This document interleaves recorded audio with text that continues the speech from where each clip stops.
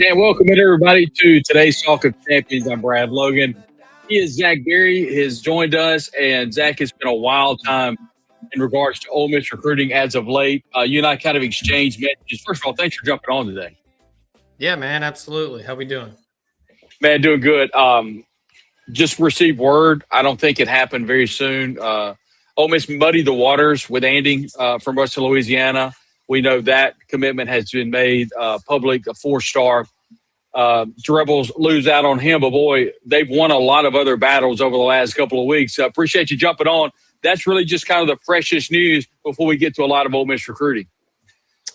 Yeah, I don't think anybody truly expected Jay Nanding to commit to Ole Miss. I think Ole Miss made it a tougher decision than he might have thought it would have been. But yeah, legacy, going to go play with his brother. Ruston, Louisiana. It's obviously a school that's a place where LSU recruits well. They pick up a second commit there, as Ahmad Hudson, the tight end, is also committed to LSU. So I think he really enjoyed his OV. He liked the Ole Miss staff, but just the family pull to stay in Baton Rouge. I'm sure his mom appreciates that, so she won't have to double dip on Saturdays. But Ole Miss has done it quite well, and we'll get to some of those recruiting stories as Zach does a great job with the Ole Miss Spirits. You see that QR code right above Zach's head. You can join today for $1. Ton of content going on right now. It may be July, maybe the dog days of summer, but Ole Miss Sports is wide open, specifically with recruiting. You can join omspirits.com. That's an affiliate of On3. Thankful for all of our sponsors that help make the Talk of Champions come to you every single day. Thanks to everybody in the chat that's been jumping on. We appreciate it very much. Zach, right now, we'll get to the state of Mississippi. We'll get to all the recruits that Ole Miss is still they've got committed. But is there anybody out there that you're kind of eyeing before we get into everybody that they've already got committed that Ole Miss could see, maybe on the outside looking in, or someone that Ole Miss may have a shot at down the road?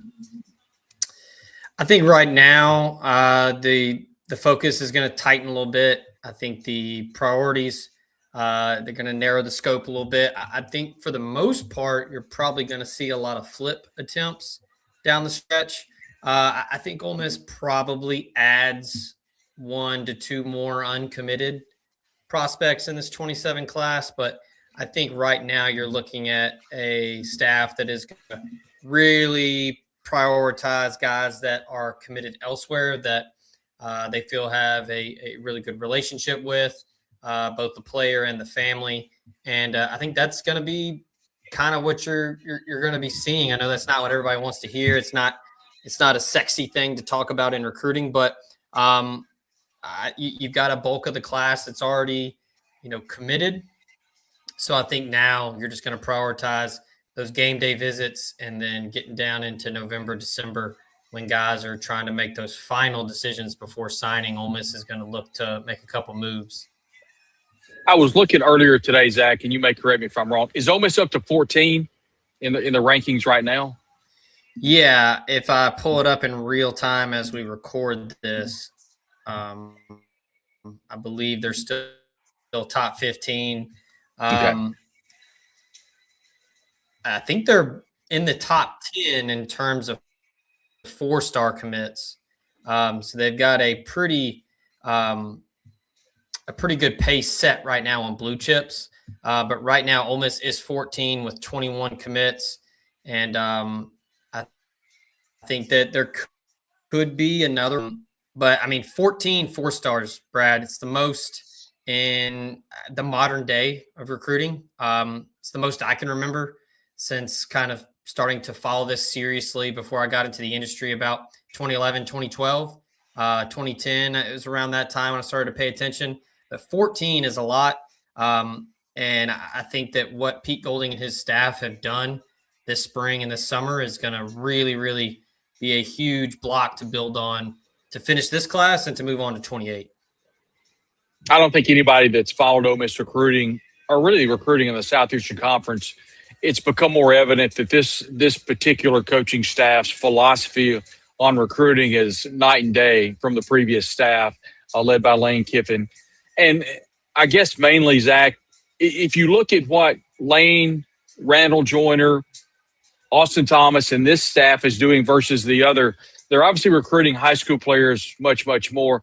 Is this a situation to where, and I'm not by any means saying that Ole Miss is Georgia and Kirby Smart, but it feels like this is much more under the mold of a Kirby Smart, recruiting the high school ranks, hopefully having players for a couple of years versus having the one and done. Is that pretty safe to say? Yeah, I think so. There's multiple ways to do it. There's different strategies, different ways to build a roster. We saw it for 6 years in Oxford. Lane Kiffin mostly built around the portal. That was how he and Billy Glasscock like to operate. And then now you're seeing a complete 180 where Pete Golding and Austin Thomas and Kelvin Bolden, Dante Moncrief, the rest of that recruiting staff, they're going, the opposite way. They're going high school first, especially in the trenches. I wrote about that. I guess it was a couple of years now. Feels forever ago, but the importance of building the offensive line through the high school ranks. You look at, I guess I think it was 2 years ago, the Joe Moore Award for offensive line, best offensive line in the country. They were all pretty much built through the high school ranks. I think those positions are vital, not only to see success on Saturdays, but to build a roster. And I think Ole Miss is doing just that with the high-end prospects they're getting. Antonio Berry, Antonio Kiefer, and then you flip over to defense. I mean, what can you say about Randall Joyner? I mean, Mitchell Turner, Ben Jarvis Shoemaker, Keeson Taylor, Antoine Jackson, Jamarcus Pittman. I mean, the list goes on and on. It's a deep and talented class, and I think you're going to continue to see this trend every cycle with Pete Golding. When you look at this particular roster and kind of following up on that point, and obviously the proof will be in the pudding, Zach, and we're not Nostradamus. If we were, we would be probably doing a lot more than this podcast on a July afternoon. But in your opinion, with Ole Miss coming off, I would argue it's the most success maybe in the history of the program under Lane Kiffin. The way that he recruited the portal so well and the way the collective kind of backed Lane and had the best rosters and winning all those games. When you deviate away from that, are you at all concerned of the philosophy of recruiting changing and maybe not being as successful as Ole Miss was under Lane? Or do you think that Pete saw this under Saban and working with Kirby Smart, he saw that you kind of build up from the high school ranks, or is it maybe a collection of both? I think it's a collection of both. I mean, you're going to have to do both, I think, if you're Ole Miss especially, because I don't think you're doing what the Texases, the Ohio States, you're spending big time money. I think Ole Miss has shown that it's willing to allocate resources for both. And I think you're going to have holes. You're going to have spots where you need an instant impact guy, an older, experienced guy. So you're always going to operate in the portal. But I do think that this class, and it kind of works out well, Brad, with the in-state, crop of players in 2027. They are all really talented, so it helps that they're right there down the road, but it's not going to be like that every cycle. So the staff is going to continue to recruit nationally, and they're going to continue to put an emphasis on, hey, if you're worthy of playing for Ole Miss in terms of scouting, evaluating, if this staff thinks that you're capable of making a difference at Ole Miss, and it just so happens that you're in the state of Mississippi, then Ole Miss wants to go get you. So, it wasn't a couple weeks ago we were talking about Ole Miss maybe having a clean sweep of the top five.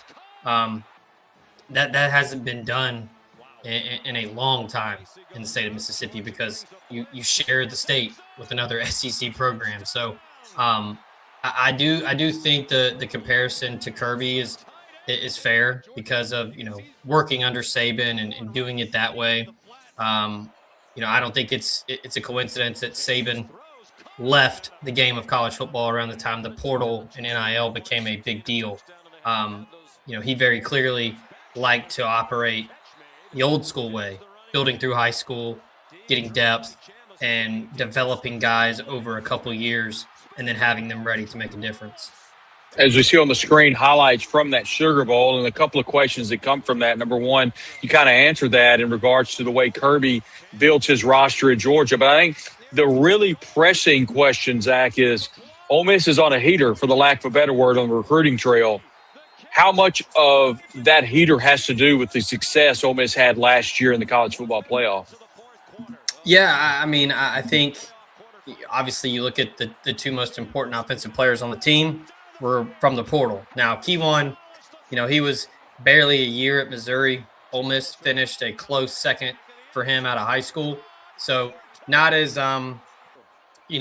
traditional of a transfer where you're looking at a junior or senior that's trying to go make a difference somewhere in his draft year. Trinidad obviously coming from the Division II ranks, probably the best story in college football, I thought, last year, even though Indiana was obviously the national champions, undefeated. I think that what Chambliss was able to do, being thrust into the starting role, and he arrived in May and was able to pick up where Austin Simmons and Ole Miss left off in Kentucky, got the win, and then just kind of never looked back. So the emphasis on the portal, you look at defense this year, I think Ole Miss obviously, I think hit it really big in the portal at the linebacker spot. I mean, I think Ole Miss is going to have one of the better linebacker cores in the entire country. I think people are kind of sleeping on Keaton Thomas. I know, Luke Farrelly made all the headlines with all the Clemson drama, but I think Ole Miss thinks Keaton Thomas is going to be a massive difference maker alongside Farrelly and the other linebackers coming back. So you look at the secondary, Brad. I'm just kind of running through the roster here. Ole Miss upgraded in a big way in the secondary, just adding those experienced guys that have come from Power 4 programs, like a Janelle Aguero from Georgia. You look at like a Sharif Denson from Florida, guys that played a lot of snaps in a lot of important games for some Power 4 programs. So you're always going to pick your spots and pick your battles. But, I think the battling, going toe-to-toe for a instant impact offensive lineman in the portal, that's a losing battle 9 times out of 10. I think it's expensive. You're going against everybody. It's not like, recruiting where the pool is much larger, where you can look across the country. In the portal, it's condensed by a lot, and you're having to compete with 50, 60 other programs that want to get an offensive tackle. So I think I like the direction it's going with. Hey, especially in the trenches, we're going to develop guys. And then, we might pick and choose in the portal for the secondary or for linebacker. But, this class, Brad, is really balanced. And, it's just missing a couple pieces on offense. But it's a really strong group so far. I want to stay on the roster for a moment before we get to recruiting. Before we get there, thanks to Zach Berry. Zach does a terrific job covering recruiting, not only for Ole Miss, but all across the On3 network. Stay locked in on X at Zach_Berry. You can follow all of his content at the Ole Miss Spirit. That's onspirit.com. It's an affiliate of On3. You can stay locked in at onspirit.com for $1. That's where you get Ben Garrett. You also get Zach Thompson. You get a ton of people commenting on the message board. And, of course, you get Chuck Rounsaville. And I want to kind of stay on this year's roster briefly, if we could, Zach. The offensive line, the development there has been good. Bryson Sanders is a name that I interviewed a couple of years ago, and he's like, Brad, I just want to start, and I want to be a big part of this offense. He's there.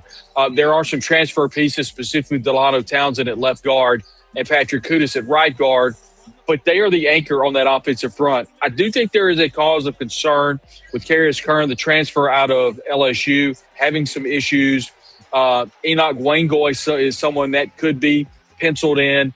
But Therese Davis right now appears to be looking at that left tackle spot. What are your thoughts about the roster specifically in regards to the offensive line?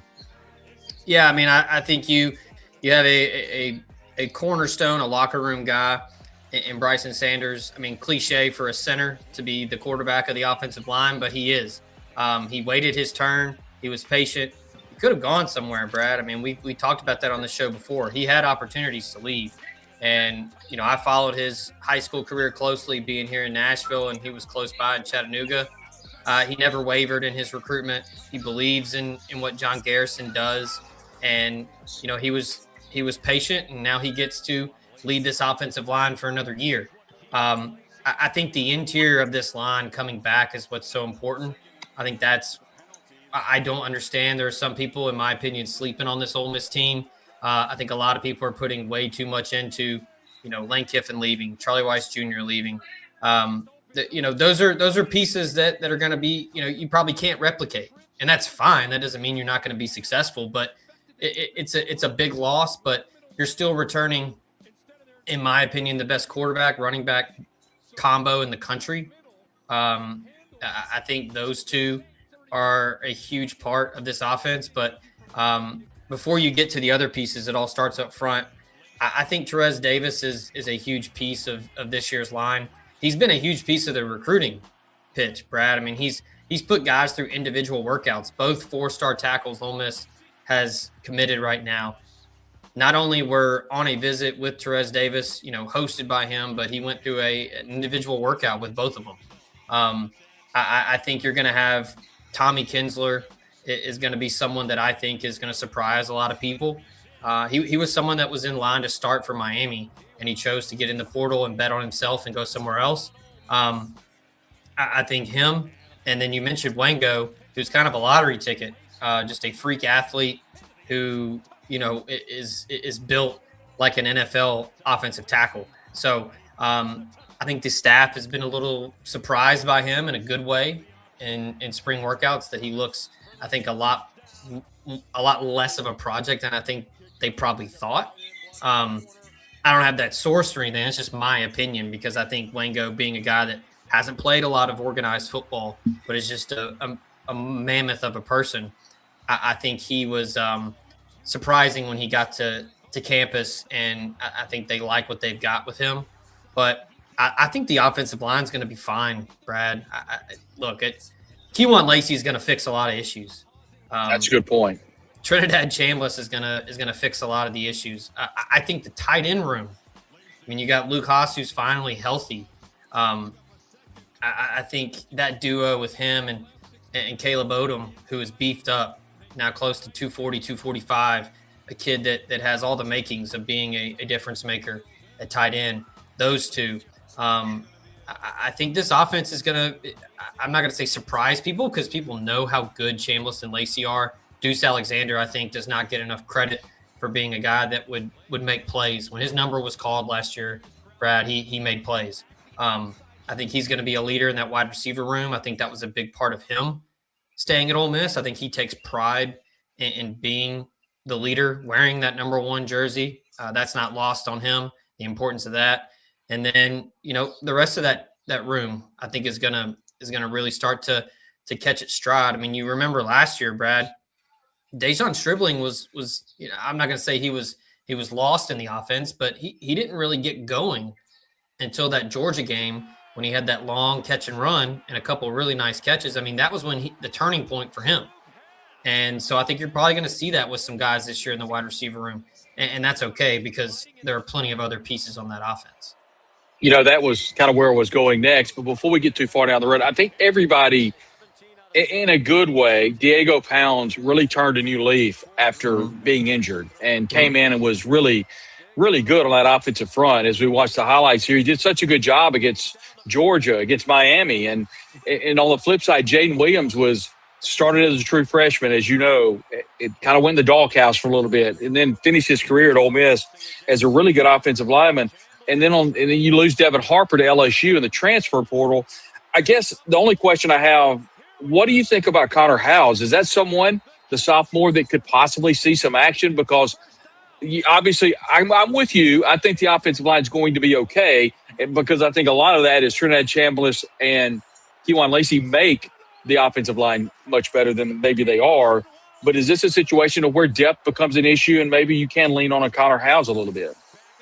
Yeah, I mean, I think for Ole Miss, this is a program now that is, building a roster and training and preparing for a season of 15, 16 games.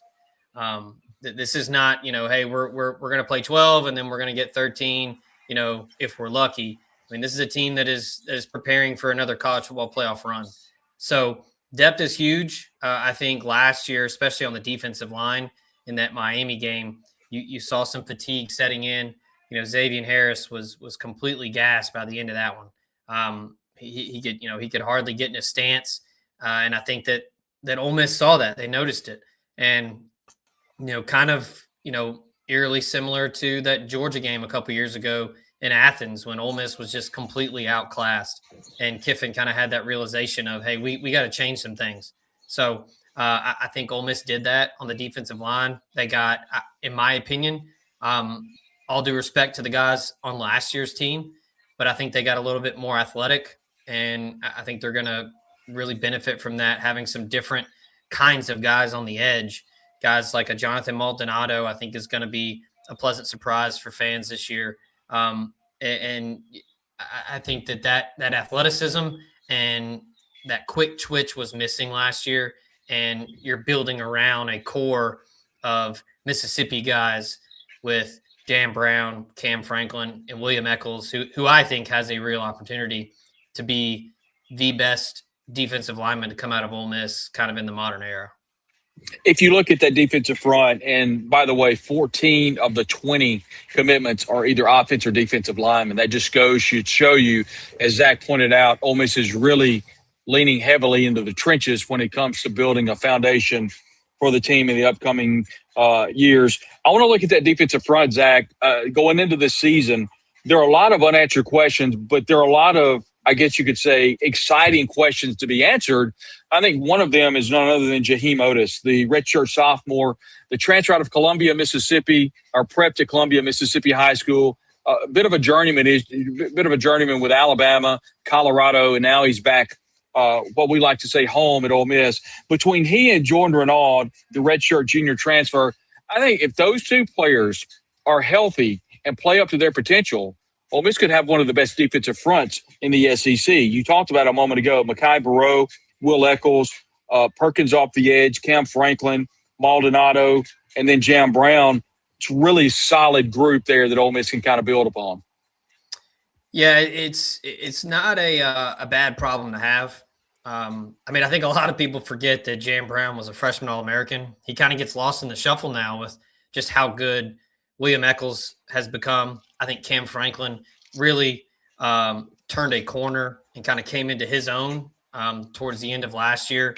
I think those two guys, along with Brown, and then all the transfers that you mentioned, I think even without the transfers, Brad, I think Ole Miss was probably had a legitimate case for the best defensive line in the SEC. Now, I think if they hit on these transfers, this is going to be a unit that you're going to lean on once again. And it's going to be key for Ole Miss in some stretches this year to get back to that college football playoff with some good line play. Who are some unusual suspects that you're excited about seeing when Ole Miss plays Louisville in a couple of months in Nashville? Obviously not named Cam Franklin or Will Eccles or Suntarine Perkins. Who are some names that you're excited about seeing?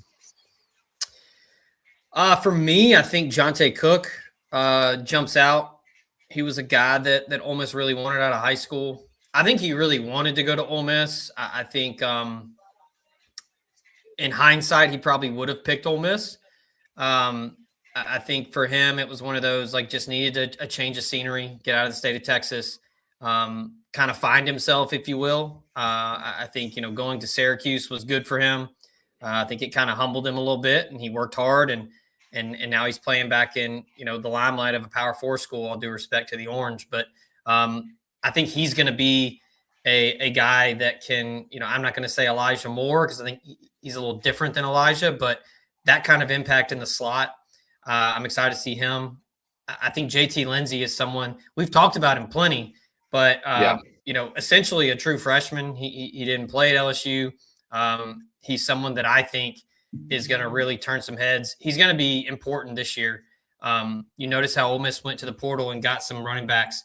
I think that's obviously by design, Brad, to keep some tread on the tires for Keywan, and a little change of pace too with Lindsey. I think he's going to be someone that is going to remind you of some of the smaller backs in recent Ole Miss history with, Jalen Walton, Jeff Scott, Jerry Neely, those type of guys that can really pick them up and put them down. Those two are the ones that jump out to me. And then I'll go at the second level here. I'm excited to see Keaton Thomas. He seems like somebody that is incredibly motivated.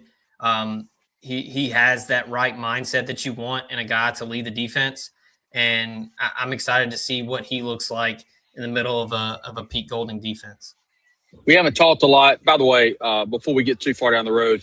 At wide receiver, I don't think people I'm raising my hand, and I think I do now. Just realize just how good Trey Wallace, along with Deshaun Stribling, were down the stretch for Ole Miss. We talked a little bit about the wide receiver room. Do you feel like Ole Miss has tooled enough to grab some of those receptions that those two guys have? Because they made the plays down the stretch for Ole Miss. And to your point, to what Pete said during the spring, to be fair, nobody knew who Deshaun Stribling was or Trey Wallace was at this point last year either. So I think there's a lot of that at play. What do you think about the wide receiver room? Yeah, I mean, I talked to Georgia people and I talked to Miami people after each game. And after the Sugar Bowl, Georgia, the people that I talked to were just kind of like, hey, we knew he was getting the ball. We were just trying to figure out a way to stop it. I think that was very underrated for Stribling, was just the usage of the body and how good he was to be able to get open. I mean, that's kind of the something that you either have or you don't, in my opinion, as a wide receiver. It's hard to teach that. It's a little bit of, this innate ability to, position your body, slide in, either behind or in front. It's a thing that you really can't teach. And I mean, it came up on that third down in the Georgia game. And then he damn near got Ole Miss to the national championship game. He was a couple fingernails shy of pulling a ball in the end zone to win it. Yeah, I mean, I think this room is going to obviously look different with those two guys gone, but I think Deuce Alexander is ready to take on a leadership role, and then Jonte Cook as well. I think those two guys are going to be big for you. And I mentioned the tight ends already. I think that's going to be something that you're going to see that's a huge part of this offense. They're going to go quick, and when you go quick, you get people hands on hips, doubled over. There's not a worse dagger than an athletic tight end making a play over the middle to, move the chains, get you into the red zone, and then just peppering people with athletes on the outside, and then you can just hand it to number 5. So I'm excited to see what John David Baker has in store for this offense this year, because he's familiar with the personnel. He's familiar with what Ole Miss wants to do, and he's got a lot of fun toys to play with in 2026. Great question. Exactly where I was going here. Doug Miller points out that Jay Crawford, to me, seems like somebody to watch. We know what we have with Braxton and Kite. If Crawford is what we expect, we'll be able to stack the box a lot and let those linebackers eat. Yeah. It's a really good question, and I was actually headed to the defensive backfield. Thanks, Doug, for the question. What are your thoughts right now on that defensive backfield? I think, Zach, on paper, best defensive backfield I've seen in quite some time at Ole Miss. Yeah, a couple years ago, Trey Amos was a guy that shut down half the field. He's now playing on Sundays, so there's a reason for that. I think Ole Miss is looking to get back to that, where they can, kind of that old school, that Nick Saban tree. Hey, we're going to play man, and we're going to play man all day, and you either beat us or you don't. I think that type of mindset is what you want in a corner. It's kind of like quarterbacks have a short memory. Cornerbacks got to have a short memory too. I think that Jalen Braxton gives Ole Miss an opportunity to do that, what they had with Trey Amos, shut down half the field. And then, hey, you got plenty of other options to shut down the other side with Antonio Kite and Jalen Braxton. So, yeah, Jay Crawford, Braxton, and Kite give you a lot of options. And I do think the strength of this defense, I'm not going to say it's going to be the number one strength, but I think the back end is going to continue to improve and not exactly be an eyesore, if you will. The past couple of years, safety play has been up and down. I think that Ole Miss has added a lot of experience and a lot of, this upperclassman discipline mindset of, hey, taking younger guys under their wing and making a difference. So you're going to see some younger guys. Like I think LD Clardy is going to play a lot. He really started to flash a lot down the stretch, but it's a very deep and old group for Ole Miss, and I mean old in a good way. So it's could very well be a strength. I think the secondary is gonna be a lot of fun to watch this year. Two guys I'm really excited about seeing. We haven't talked about him today. Taj Butler, I think he's going to see a lot of action. I think he's a tackling machine. And secondly, I don't know how good Blake Purchase is, Zach, but I'm telling you, the way he looks like he is chiseled out of stone. and looks like a big-time football player. So those are two players I'm really excited to see. Yeah, he's one of those Dick's Sporting Goods mannequins, Yeah. as I like to say. Yeah. I mean, look, it's kind of – I think he's got the benefit of the doubt at this point, Brad. If Randall Joyner wants somebody on his defense, I think there's a pretty damn good chance that guy can play. He made a difference when he was in the game for Oregon. Just didn't play a ton. That's because Dan Lanning's defense was pretty loaded.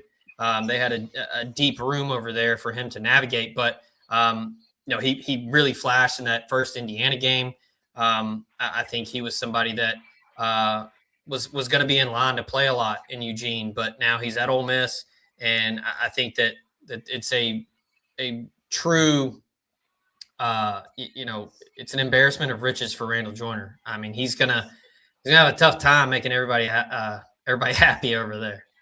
They've done a terrific job recruiting, and it's the roster specifically on defense this year is absolutely stacked. We're going to take a timeout, hear from a couple of our sponsors. I'm Brad Logan. He's Zach Berry. Stick around, and then we're going to get to the upcoming commitments that Ole Miss has. They're very lengthy, and Ole Miss has been very hot on the recruiting trail. Stick around. We'll be back in just a moment. Materials. You require Riverland Roofing. Licensed, insured, and certified, Riverland Roofing offers not only the assurance of excellence, but a tailored approach to your unique structural needs and budget. To learn more about what Riverland Roofing can do for you and the community, call them at 662-644-4297 or visit riverlandroofing.com.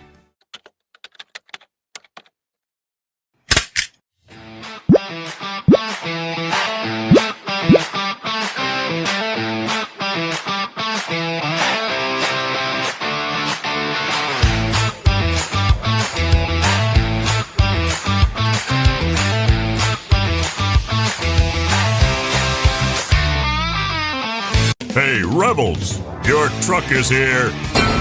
Allen Samuels Chrysler Dodge Jeep Ram in Oxford presents the all-new Ram Rebel. It's Ram, the Rebel way. Send an unmistakable signal. Rebel 24/7. Ram Rebel from your friend in the car business. Allen Samuels Chrysler Dodge Jeep Ram in Oxford. Come by, let's be friends. I'm Warrior Philip Hearn. Raising my family here in Mississippi, I've tried to teach my kids to help others. I learned that from my parents. And as a Mississippi lawyer, I want to help you too. If you're hurt in a traffic accident, 18-wheeler wreck, or have insurance trouble, call 601-720-3541. That's my cell. You call, I'll answer. Let's get started. Make your first call to the Hearn Law Firm today. Bye, babe. Let's get to work.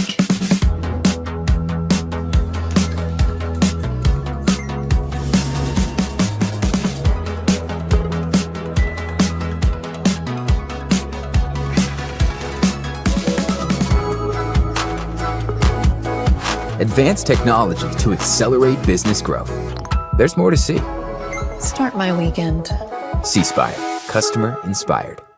Life is made up of moments. We care about those moments as much as you do. We are Modern Woodmen, a fraternal financial services organization, member-owned, not stockholder-run.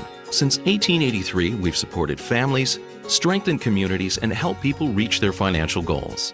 From protection to saving to retirement planning, let us help you plan for those special moments in your life.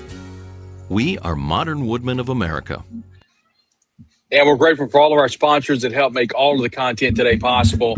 A special thank you to Shed Hunger of Modern Woodmen of America. He can help you plan for life using a variety of tools, including life insurance, annuities, mutual funds, variable annuities. Just give Shed a call today, 662-442-4723. Also, a quick announcement. We will be at the Mississippi Association for Coaches event tomorrow. So we're excited to visit with all the high school coaches in Mississippi. Men's and women's basketball, football, softball, tennis. Everybody is down there on the coast, or actually it's not on the coast, it's in Jackson. So we'll have live coverage for you from the convention. Probably going to you live around 4 o'clock tomorrow. Ben Garrett will be with me. We'll have a ton of interviews, and I always enjoy getting to catch up with all the high school coaches in the great state of Mississippi. Zach, I want to start kind of back where we were talking about Ole Miss was wide open in recruiting as of the last couple of months.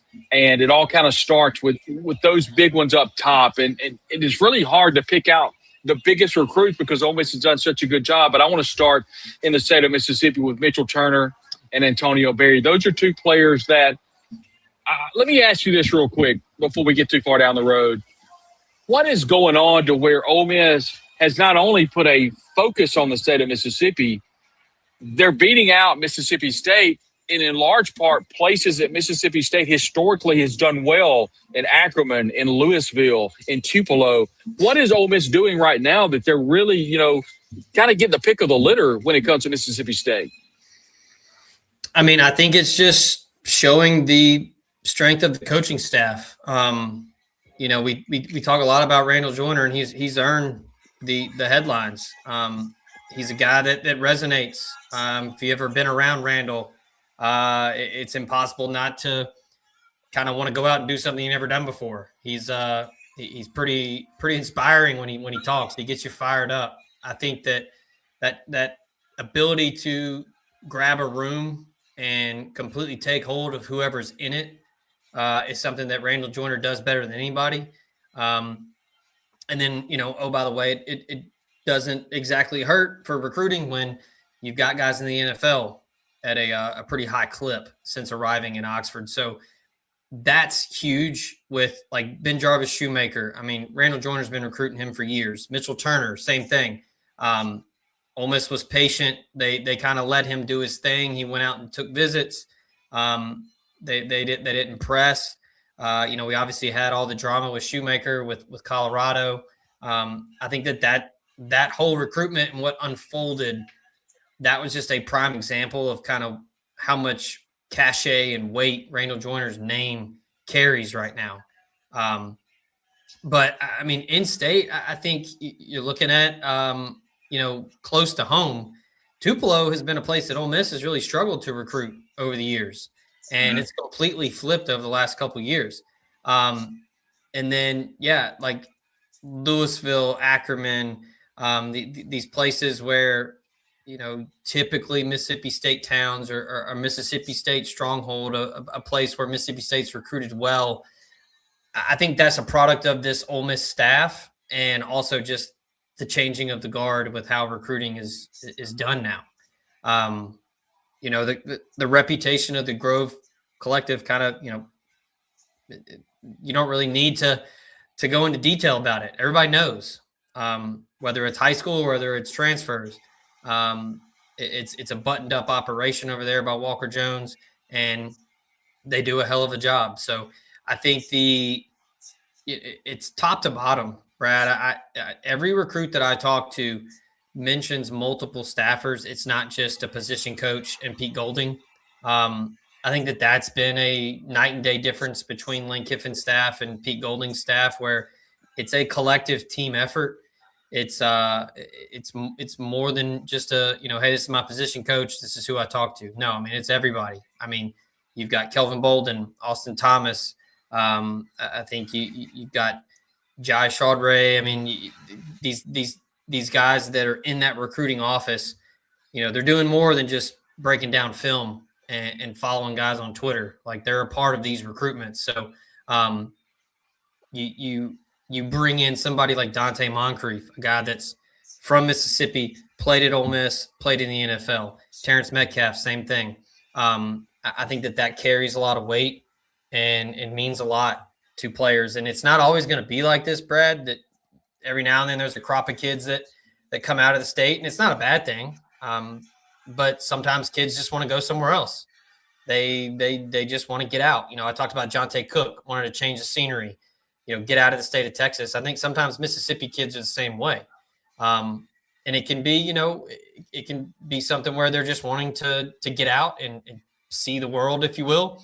Sometimes it's, hey, I need to get away from, some temptations and some things that might keep me from getting to where I want to be.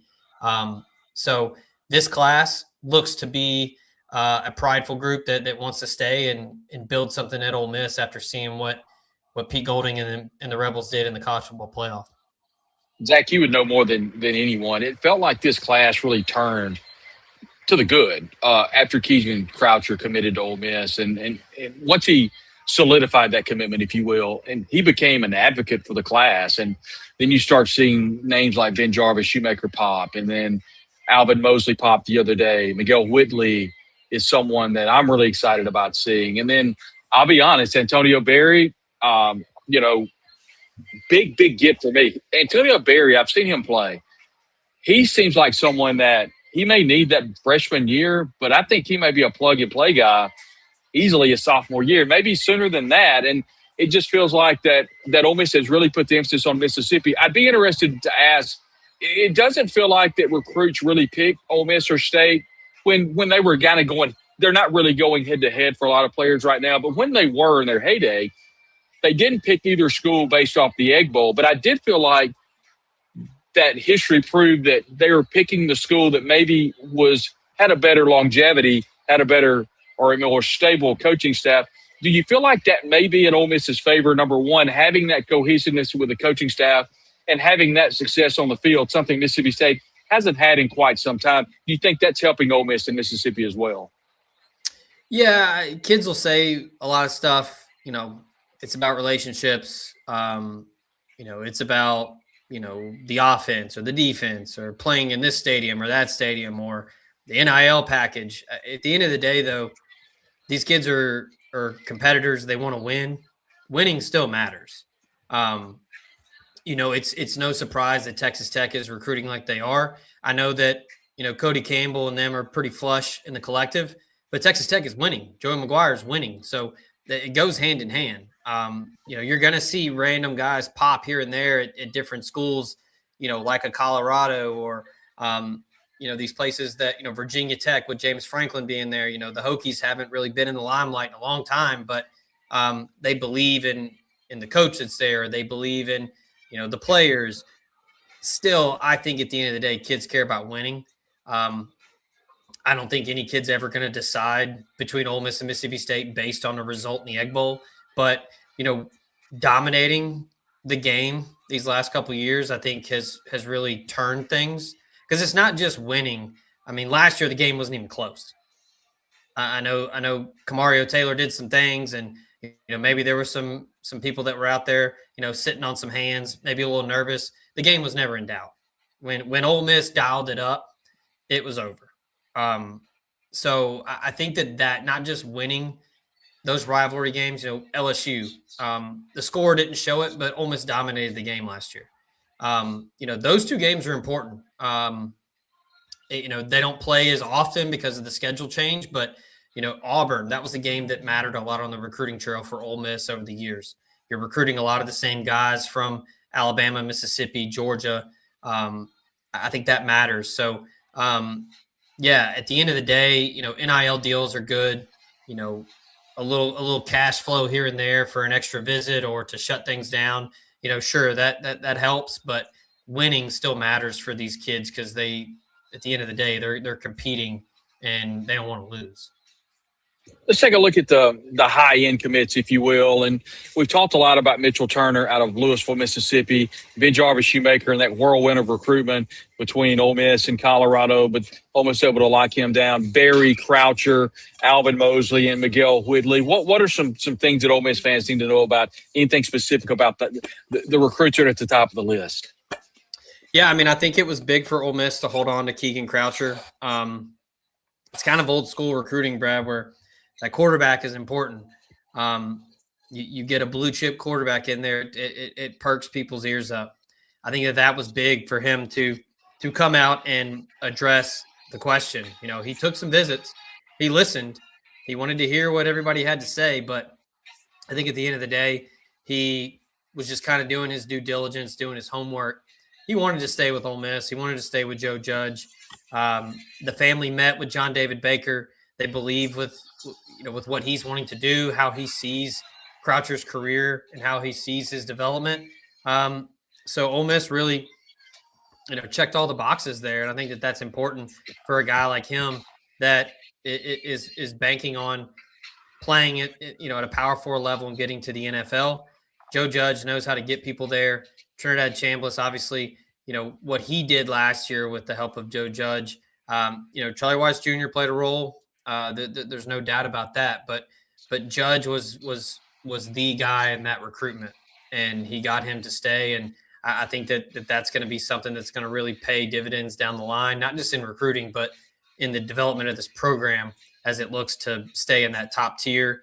I do think the two wide receivers that you see right there, Alvin Mosley, Miguel Whitley, two phenomenal athletes. I know people are kind of, groveling a little bit about, Frank Wilson and, well, he's not going into Louisiana and getting, this, and this. He's not, but Miguel Whitley is a big get. At St. Augustine, that's a place that recruits LSU kind of, it recruits itself with St. Augustine. Kids go there. Pretty much anybody that's at St. Aug is going to go to LSU if LSU has an offer for them. Ole Miss went head-to-head with LSU and got Miguel Whitley. Alvin Mosley is a guy that Texas really wanted, Houston really wanted, Arkansas made a late run. He's a two-sport guy that could probably play college basketball in a lot of places if he wanted to. Those are two high-end wide receivers that, those aren't guaranteed every class. Those were, national recruitments, New Orleans, and then outside Houston, Texas. So huge gets right there for LaDamian Washington in his first year on staff. And then I mentioned Dante Moncrief earlier. Patrick Carter also deserves a ton of credit. He's someone that's been on the staff a couple of years now. He was important in the playoff run, and he's another guy that continues to, prove his worth on the recruiting trail. Taking a look at the next level of recruits, and I think, Zach, you said it perfectly. The most four-star recruits committed to Ole Miss, I think, in program history. And as we see on the screen here, Antonio Kiefer, Jeremiah Cooper, Taylor Mayo, Keyshawn Taylor, Antoine Jackson, and Jamarcus Pittman. The one that jumps out to me is obviously Antoine Jackson, but I like Antonio Kiefer a lot, the interior offensive lineman. Once again, another key component of this recruiting class, a lot of interior talent on the defense and offensive side of the ball. Yeah, I think you're going to probably pick your head up here in a couple of years. And Antonio Kiefer, I don't know, might be Mr. Ole Miss. I think he's going to be somebody that is going to be on and off the field type guy. He's going to be someone that's in the community. He's making a difference. Everybody I spoke to in Memphis absolutely raved about the kid. I told his mom when he committed that I kind of had to steer the conversation with guys in Memphis because they didn't want to talk about him as a football player. They just want to talk about him as a person.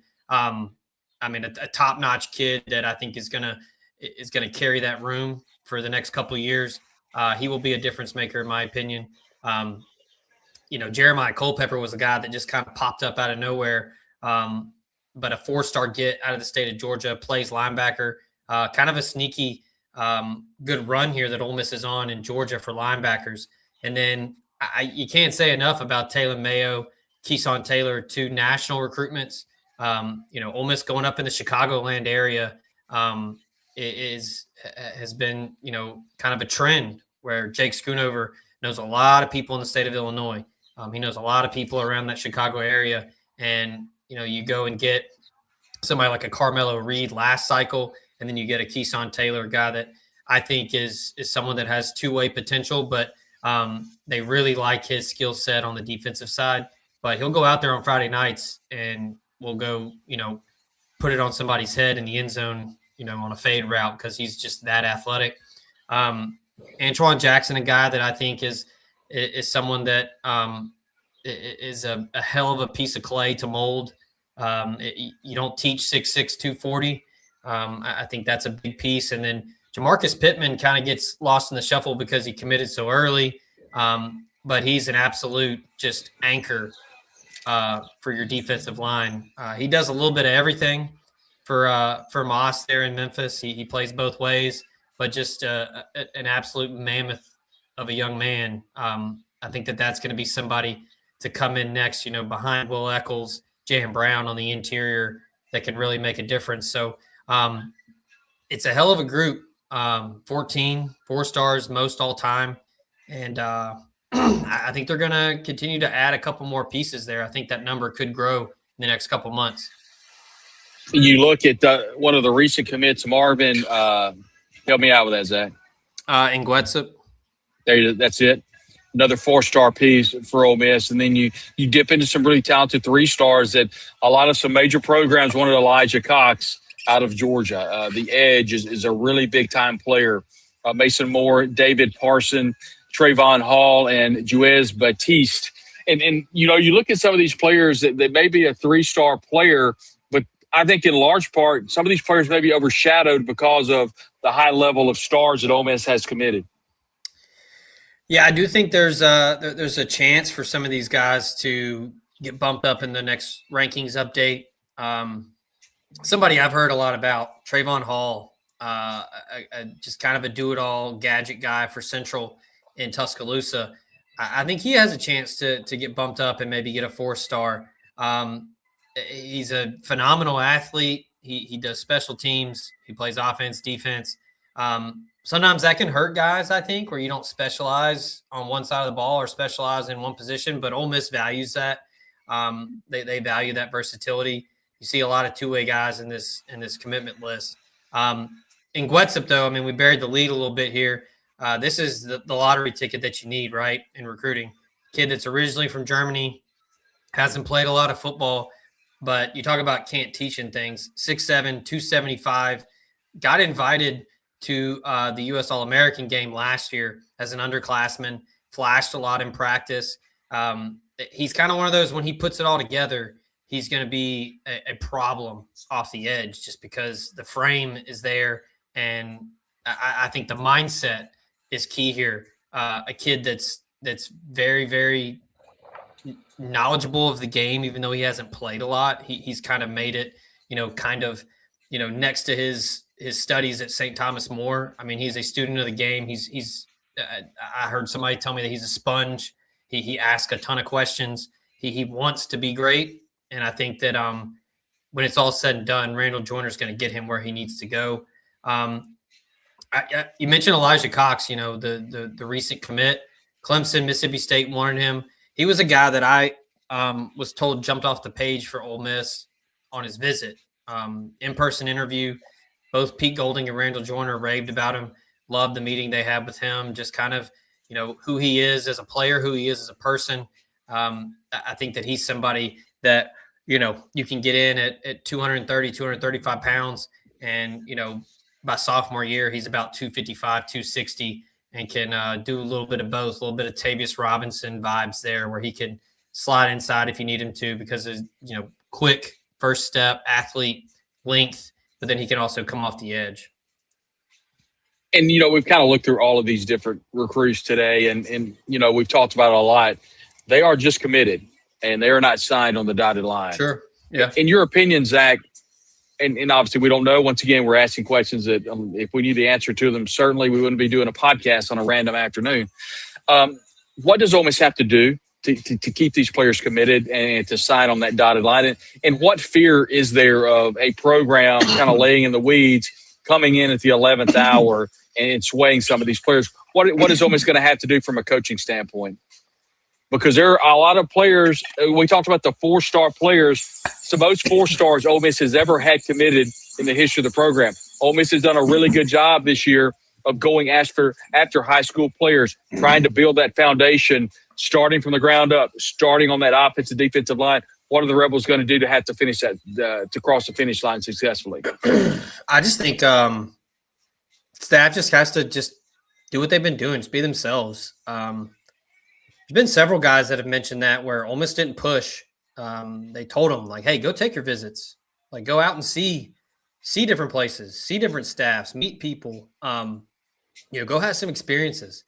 This is not a staff that's gonna, hotbox a kid. They're not gonna press. They're gonna be honest. They're gonna be transparent, and I think that's paid off, top to bottom too. I mean, from Keegan Croucher, from Mitchell Turner, all the way down to Mason Moore and to Elijah Cox and Cruz Jenkins. I mean, it's not just the highly ranked guys; it's everybody. There's a method to the madness here, and guys are being taken because Ole Miss thinks that they're worthy of playing in the SEC. They're capable. They're not going to look at star ratings. They're not going to care about the rankings. They're not going to care about a top 10 class. This is just a staff that the end of the day, that job is dictated by the scoreboard. So they're going to go and get guys that they think can play and can win games. So I don't think there's anything that Ole Miss needs to, necessarily do. Maybe to kind of flip your question there, I think it's more so just kind of sticking to the plan and just being honest. And I think that the kids are going to respond to that. And I think the kids that Ole Miss wants to have in the program are going to respond in the right way. What, in your opinion, has Ole Miss at the next level in recruiting right now? We know the history of Pete Golding under Nick Saban, worked alongside Kirby Smart, worked alongside Lane Kiffin. Is there a hidden element to why Ole Miss is succeeding so much on the recruiting trail in the high school ranks? Is there anything that maybe we're not hearing from the general public? Is there anything on the inside you believe that's giving Ole Miss this little bit added extra success on the high school recruiting ranks? Yeah, I mean, I think I just kind of answered it just with the honesty, but I mean, it's a young staff, a lot of energy. I think the players respond to that. I think families respond to that as well. There's a lot of belief. And I mean, you look at the recruitment of David Gabriel George, it wouldn't be a recruiting pod here at Talk of Champions if we don't talk about DGG, but I mean, there's a reason Ole Miss continues to be mentioned in that recruitment, and because it's real. Honesty. The staff is they're not going to throw out some Hail Mary or, put any, false promises out there or empty promises. They're going to be real with players. And I think that a player of DGG's caliber is very aware of that. And I think that that's why Ole Miss is in that final three. I think he's going to go to Ohio State or at least commit there. I don't know where he's going to sign. A lot can change by the time December gets here, but there's a reason why he likes Ole Miss, and I think it's because of just the long-running relationship he has with Jake Schoonover, but also the realness of this staff. I keep using transparent and honest, and I mean I think that's a real thing. Pete Golding's a guy that's he's not gonna bullshit you. I mean, he's gonna shoot you straight. He's gonna keep it real. And I think that that's a big reason why Ole Miss is really resonating with players on the trail. Before we get out of here today, any chance that we hear Caden Moss's name signed with Ole Miss come signing day? I know right now a lot of disappointed Rebels whenever he committed to Ohio State. Is the door cracked at least for Caden Moss, a talented offensive lineman from Jackson Academy? Quite honestly, one of the best players in the state of Mississippi. Yeah, I was there. He didn't completely close the door. I think that Ole Miss is going to continue to recruit him. That's one of those where when it's all said and done, it's gonna come down to a business decision. But I mean, he raved about the relationship he has with the staff at Ohio State, and he said the same about Ole Miss. I just think it came to a fit thing with him. Maybe seeing himself playing at Ohio State. The particular fit that he was looking for, that was the reason why he picked Ohio State. You can't make the excuse about money because everybody's getting paid. It's out there. We don't need to do that. We don't need to make excuses. I think it was just kind of one of those old-fashioned recruitments where, in the summer, a commitment was made, but Ole Miss is going to continue to recruit him. I'm not going to say I'm going to rule it out, but I think whether it's Ole Miss or LSU or Kentucky, whoever is going to try to flip him is going to have to bring a lunch pail. It's going to be a tough one. Zach Berry does a terrific job covering recruiting for the Ole Miss Spirit and also the On3 Recruiting Network. You can follow all of his work at the Ole Miss Spirit. That's omspirit.com. That's an affiliate of On3. Hit that code right there above me. The QR code, $1 will get you into the Ole Miss Spirit, where right now it is popping with recruiting, with all types of content. Jake Thompson does a terrific job covering the beat along with Ben Garrett and Chuck Roundsville. You can catch Zach Berry's work there as well. You can follow Zach on socials at Zach_Berry. Zach, thanks very much for jumping on. Great content today, and we'll talk to you soon. All right, Brad. Appreciate it. Zach Berry does a terrific job covering recruiting for Ole Miss and the Ole Miss Spirit and covering exclusively the Ole Miss Rebels. And it does branch out and do some other teams, but he's the one that's been locked in, and Zach does a terrific job covering recruiting. We're so grateful to have him on the Talk of Champions. We're also very grateful for all of you that joined us. Be sure and tell a friend. You can live stream, watch all of our live streams all across the Talk of Champions platform. You can follow us on X at Ole Miss TOC. That's where we'll catch all things Talk of Champions, where Ben Garrett and I both kind of hang out and bring you wall-to-wall information in regards to Ole Miss athletics. A couple of housekeeping notes. We will be live tomorrow at the Mississippi Association of Coaches Convention. All the high school coaches in Mississippi, for the most part, will be down in Jackson. We'll have wall-to-wall coverage for you from the Mississippi Association of Coaches Convention. A lot of college coaches will be there.